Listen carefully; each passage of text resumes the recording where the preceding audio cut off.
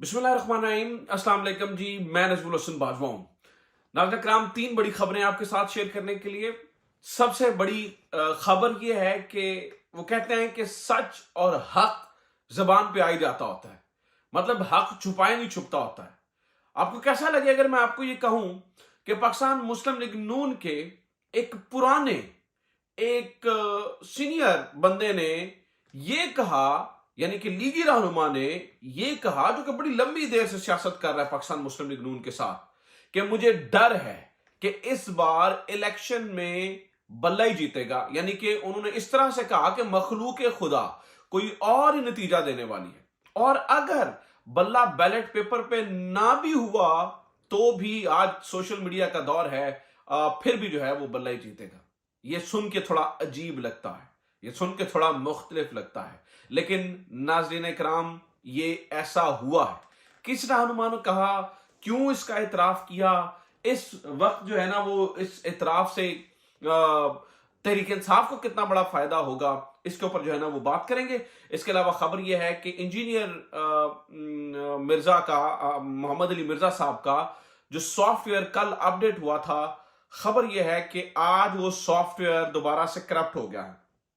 पहले software update हुआ, उन्होंने काफी ज्यादा उनके बयान भी आए, दोबारा से लोगों ने अप्रिशिएट किया, और आज की खबर यह है कि इंजीनियर मोहम्मद अली मिर्जा साहब का सॉफ्टवेयर दोबारा से करप्ट हो चुका है, और कुछ उन्होंने मजीद इसमें बातें ऐड कर दी हैं जो आज उन्होंने कही हैं, इसके ऊपर भी बात करेंगे। और तीसरा, पाकिस्तान तहरीक इंसाफ के कारकुनान पर हालिया और ताजा एक बहुत बड़ा क्रैकडाउन जारी है, शुरू कर दिया गया है। इसकी क्या तफसीलात हैं ये भी मैं आपके सामने नाज़रीन किराम रख देता हूं। सबसे पहले ये खबर सुन लीजिए नाज़रीन किराम कि इस वक्त आईपीपी किसी और ही जो है ना वो जोन में नजर आ रही है।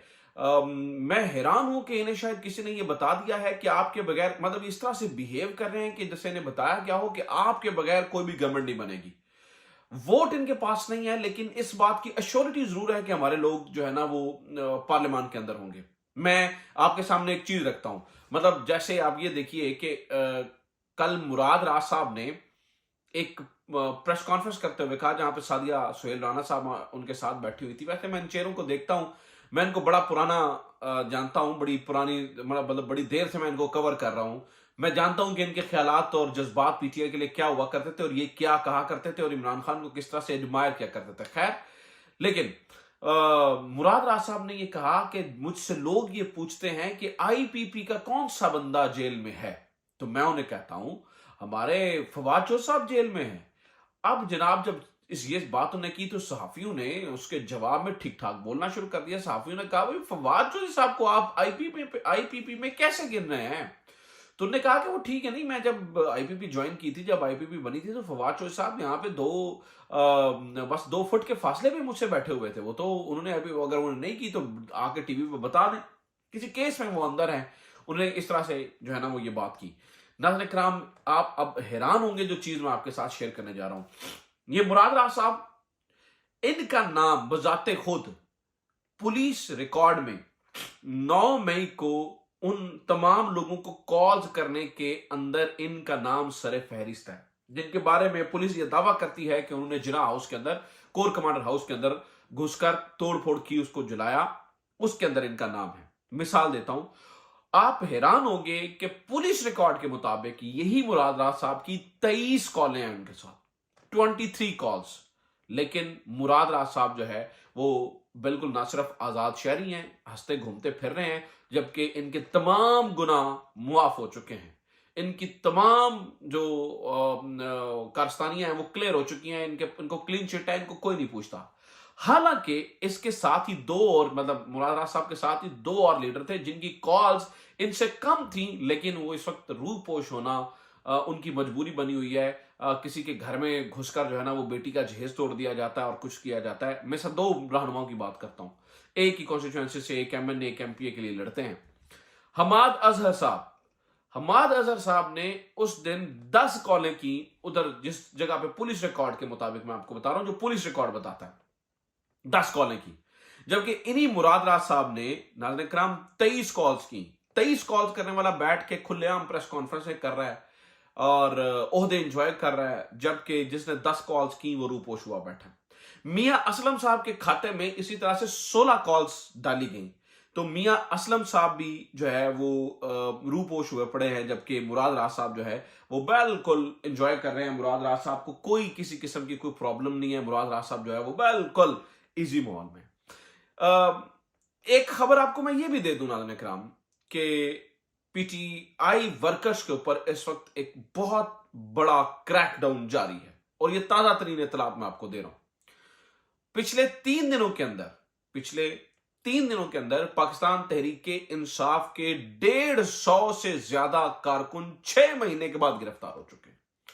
और ये भी मैं आपको बता दूं कि 880 बंदों से ज्यादा, टू बी वेरी एक्यूरेट, अगर मैं आपको बात बताऊं टू बी वेरी करेक्ट, तो ये 884 लोग हैं जिनकी लिस्ट 800 मेरे ख्याल से 84 के करीब है, जिनकी लिस्ट जो है ना वो पंजाब लाहौर के थानों को जो है वो दी गई है। तो इनको जो है ना वो उठाने का टास्क दिया गया है। एक तरफ 6 महीने के बाद आम पीटीआई वर्कर को उठाया जा रहा है, जबकि दूसरी तरफ मुराद राज जैसे जो लोग हैं वो हंसते घूमते फिरते जो है वो नजर आते हैं। मुराद राज साहब के साथ जो है ना वो बाकी भी लोग हैं वो भी मतलब इजी नजर आते हैं। तो फिर इससे अंदाजा लगाना मुश्किल नहीं है कि कौन ठीक है कौन गलत है। तारीख अपना तयन खुद करेगी कौन ठीक है कौन गलत है। अब आ जाते हैं मेन स्टोरी के ऊपर, जो आज की मेन स्टोरी है कि पाकिस्तान मुस्लिम लीग नून के, मतलब इन अदर वर्ड्स एक नून लीगी रहनुमा ने, एक सीनियर रहनुमा के ये अल्फाज हैं कि इस इलेक्शन में कुछ और ही होने वाला है।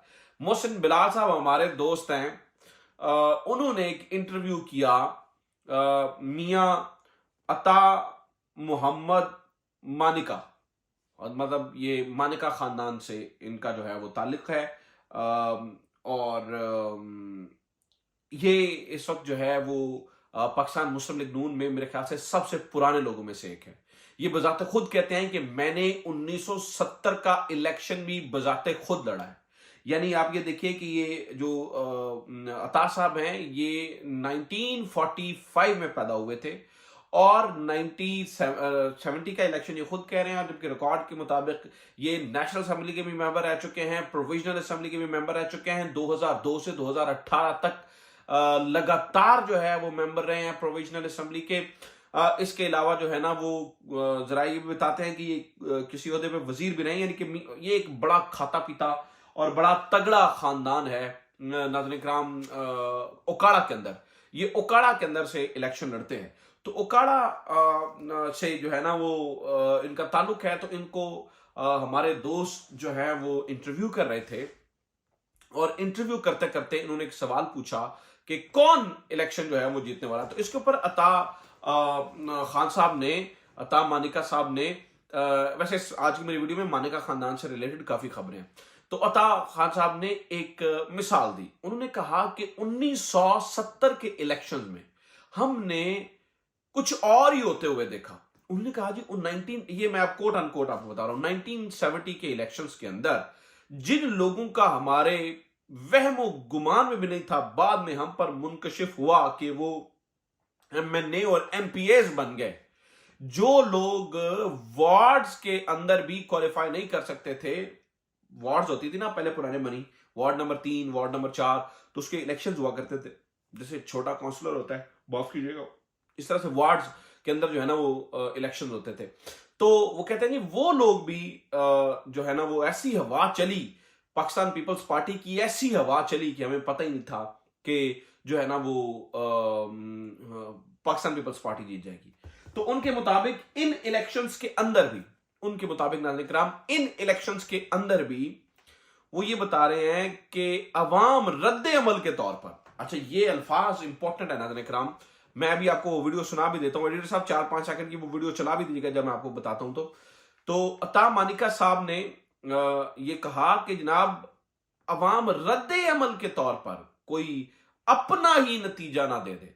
तो इसके ऊपर मोहसिन बिलाल साहब ने पूछा कि क्या अगर बैलेट के ऊपर बल्ले का निशान ना हुआ तो भी, या हुआ तो भी, तो इसके ऊपर पाकिस्तान मुस्लिम लीग नून के सीनियर रहनुमा हैं, पुराने हैं ना, इसलिए उन्होंने कहा कि जनाब अगर बैलेट के ऊपर बल्ले के निशान नहीं भी होता है तो भी कोई फर्क नहीं पड़ता है, हो तो ज्यादा आसानी है, अगर नहीं होता तो आज सोशल मीडिया का दौर है, तो कोई मसला नहीं है, लोगों को बजाते खुद ही पता चल जाएगा।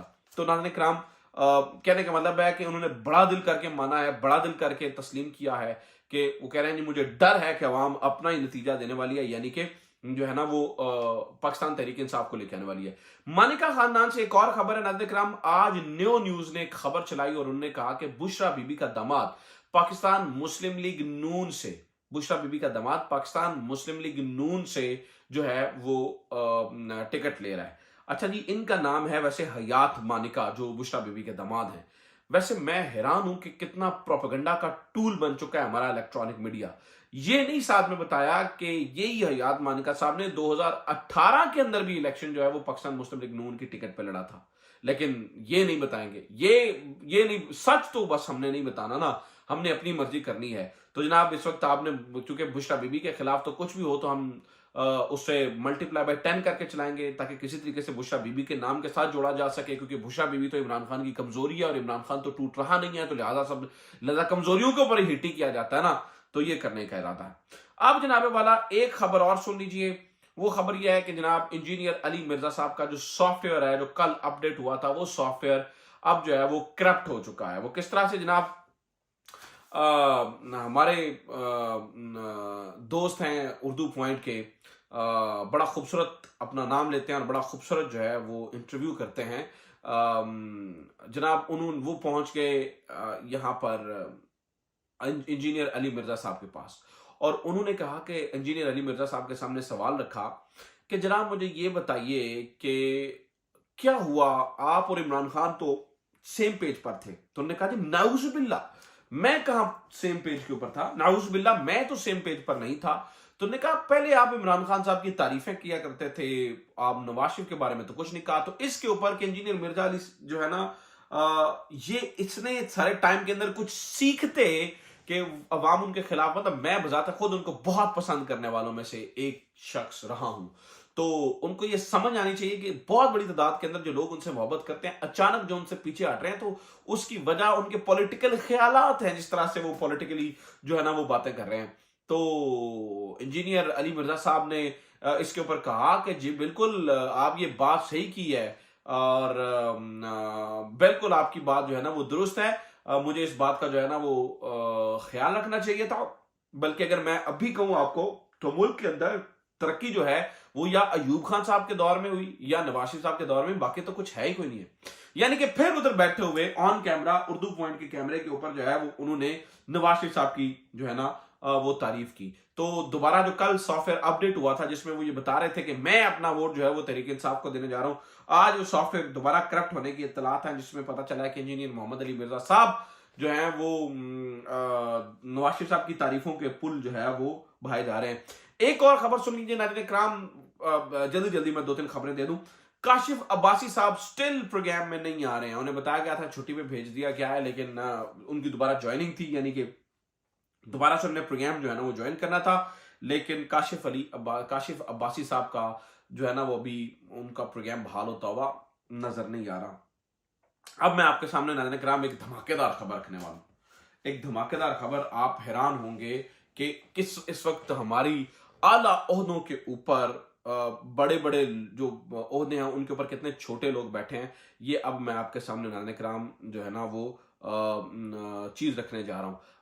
मैंने आपको बताया कि आपको ये मुर्तजा सोलंकी साहब ने, आपको वैसे ही पता है कि वो किस तरह से जो है ना वो मेरे उन्होंने मुझे ब्लॉक किया हुआ, ये मैंने आपके सामने रखा है। तो उन्होंने उनकी जो अखबार है, यानी अखबार नहीं, डिजिटल प्लेटफॉर्म है नया दौर से मुताल्लिक जिसके जो अहम ओहदेदार हैं वो मुर्तजा सोलंकी साहब हैं, जो हमारे निगरान वज़ीर इत्तलात हैं। उनका अखबार ये चला रहा है कि ISPR ने गलत बयानी की कि हमारे जो 3 त्यारे रिटायर्ड हो चुके थे, मिसाल है 3 त्यारे जो मतलब आप काम के नहीं थे उनको नुकसान पहुंचा, हालांकि जो सही त्यारों को नुकसान पहुंचा वो 35 त्यारे हैं। और इसके अलावा उन्होंने कहा जी मेरे ख्याल से सैकड़ों से 35 फौजियों की बात की, उन्होंने और उन्होंने ये भी बताया 35 फौजियों का नुकसान हुआ है और तैयारों का भी उन्होंने जिक्र किया। वो स्क्रीनशॉट मेरे से निकल गया है, मैं कोशिश करूंगा वीडियो के अंदर लगा दूं, नहीं तो मैं आपके सामने पढ़ के बताता ताकि उन्होंने एग्जैक्ट क्या क्या है, लेकिन इससे करीब करीब ही उन्होंने को फिगर जो है ना वो बताया है। तो ये हमारे वजीर इत्तलात साहब हैं और उनका अपना इदारा जो है वो इस तरह के घटिया इल्जामात पाक फौज के ऊपर भी और लगा रहा है और इस तरह के घटिया इल्जाम शेयर कर रहा है, जिससे मुझे ये लगता है कि हमारा दिफा नाज़रीन कराम यकीनी तौर पर मुतासर हो सकता है। तो निगरान वज़ीर इत्तलात से भी पूछना चाहिए और नया दौर से भी पूछना चाहिए कि भाईजान आप ये क्या पोस्ट कर रहे हैं और क्यों पोस्ट कर रहे हैं और किसके कहने पे पोस्ट कर रहे हैं और इसका मतलब क्या है। लेकिन नाज़रीन कराम यहाँ पे मैं आपको बता दूं कोई पूछने वाला नहीं है। मुर्तज़ा सोलंकी साहब को पूछना चाहिए और उनसे पूछना चाहिए कि इसकी जो है वो वजह क्या है। अच्छा, एक आखिरी खबर सुन लीजिए जनाब। शुएब शाहीन साहब, शुएब शाहीन साहब आपको पता है वकील है इमरान खान के, और जिस तरह से इमरान खान को अदालत के अंदर नहीं लेके आया जा रहा, इसके अंदर उन्होंने भी एक बड़ी डेंजरस बात की है। वो ये बताते हैं कि जनाब शुएब शाहीन साहब के कहते हैं जी $18 बिलियन है हमारे सिक्योरिटी इदारों का, यानी कि जिसमें वो पुलिस की और हमारे इंटेलिजेंस एजेंसियों की, सिविल इदारों की भी बात कर रहे हैं साथ में। वो कहते हैं जी $18 बिलियन जो है ना वो हम लगाते हैं सारी सिक्योरिटी पे। तो क्या इन इतने पैसे लगाने के बावजूद भी हम इस काबिल नहीं है कि एक शख्स को अडयाला से लेकर अदालत के अंदर आ जाए? तो अगर एक शख्स की सिक्योरिटी नहीं होती तो फिर 22 या 23 करोड़ अवाम की सिक्योरिटी कैसे होगी? ये शुएब शाहीन साहब का जो है वो सवाल है। शुएब शाहीन साहब को वैसे ऐसे सवाल पूछने चाहिए जो आपस के फासले हैं उनको कम करें, आपस की फासले जो है ना वो थोड़े से बेहतर हों, ताकि चीजें जो है ना वो बेहतर अंदाज में जो है ना वो चल सकें। लेकिन इस वक्त की सिचुएशन तो यही है कि इमरान खान साहब को वाकई पेश नहीं किया जा रहा। जो कहा करते थे कि इमरान खान की जान को बेशक खतरा है, उसे हेलीकॉप्टर में लेकर आए, लेकिन उनको आना चाहिए।